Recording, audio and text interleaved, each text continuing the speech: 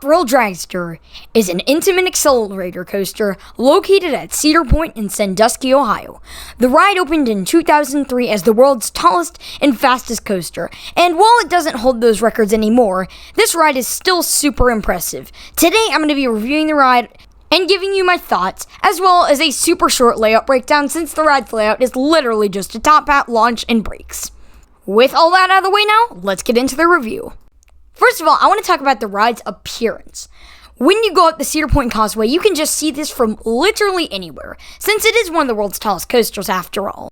But once you get up to the plaza area, you start to see a few bits of theming, and you can see the bleachers and where the ride launches off. And you can notice how long that launch track is. Because it has a hydraulic launch, it does use less launch track than an LSM launch, let's say. However, it still takes a lot of track length to get to that 120 mile an hour mark. So it's an absolutely huge stretch of track. Once you walk past the station, you go straight past the bleachers and all the way down the launch track to the ride's entrance. This ride has lockers right outside the entrance, and it is $2 to rent a locker, but if you have the all-day locker plan, it does cost free because you paid $8 at the start. So, after you put all your loose articles away, you go into the queue, and this queue goes right under the launch track at first, and then gets between the brake run and launch track in the middle. So there's a lot of switchbacks, and normally Top Thrill Dragster, when it's running, has about an hour queue, and that's partially because it breaks down a lot, so a lot of riders who were waiting for the last breakdown are now stuck in the line, and now you have a whole lot of messed up stuff. You pass some facts of a real Top Thrill Dragster, and then you go up the stairs into the station. This station looks very nice, and it's a double loading station also, so it has higher capacity in general. This ride overall does have higher capacity because it does have a double loading station and a separate unload load station. And it also can run 5 trains, which is a lot. So now, once you go into the ride platform, you go into the seats and buckle your seatbelt first because there is a seatbelt, but that really doesn't touch you that much, and then pull down your lap bar. This is an intamin T-bar and you feel so loose. It is a hydraulic restraint, so it will come down, but honestly, it's better than having an over-the-shoulder restraint. Kinda caw. So, once the ride operator gives the all clear, you go on to the launch track. Sometimes you would be waiting for the next train because you were the second train in the double loading station, and sometimes you're the first. So, let's just pretend you're the first. So, you go out onto the launch track, and you have a little bit of a sound effect of the Top Thrill Dragster getting ready. And then there's this guy who's in a very interject voice saying, "Arms down, head back, and hold on." Well, I didn't do that. And I did get whiplash because I'm an idiot and I didn't listen. But we're not going to talk about that. So yeah, keep your hands down on the launch.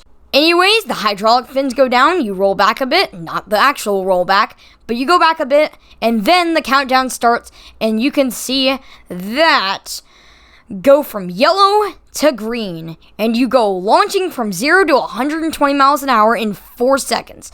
This launch is amazing. This is amazing. It took my breath away, and it is absolutely incredible. Especially since you feel so exposed with only the T-bar. It's just so good, and it is by far the best launch on a coaster I've experienced. So, moving on from the launch, you start climbing up that 420-foot tower, and you go up, and you actually feel a lot of positive G's when you're going up. And it pulls like 4.5 G's just because it is going up, and it's very tight. So, you go up, and now you're at a 90-degree angle up, but then you twist to the left 90 degrees, and that provides an actual good dose of laterals, and then you climb a bit more until you reach the top of the top hat. Well, yeah. You reach the top, and sometimes you can fly over it, sometimes you can crawl over it. On my rides that I got, I flew over it, so you got good airtime. And I was in the front, so it really didn't give me the best airtime, but it actually gave me a decent pop of floater. And on the way down, it gave me nothing. But I've seen instances of rollbacks. I almost caught one on camera, but I didn't. And if you get a rollback, you're very lucky. Let's just say that. And if you get a rollback, I have not experienced one, so I cannot tell you what the ride experience is like, but it looks insane. So you start going down that 400-foot drop, and it spirals to the right and does a 270-degree roll while at 90 degrees. This kind of kills the drop for me. I know, it's 400 feet tall, it should be good, but it just kills it for me. I normally would have got a stomach drop, definitely, but I just feel like it removes the element of dropping, and it doesn't do the best job of really doing a drop well. So you finally crest down at the bottom and go into the final brake run. Yes, that was a super short layout, and yes, this ride is only 17 seconds long, but short sometimes is good, and in this instance, short is great.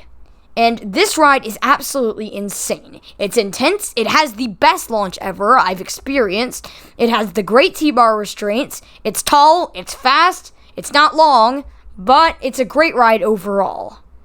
So yeah, that's going to be it for today's review. Obviously, I couldn't do much with today's review since Thrill Dragster is super short, but I hope you guys enjoyed. If you guys enjoyed my content, then please consider subscribing, liking, and clicking the bell to get notified when I upload. Anyways, see you guys, thanks for watching, and keep on riding.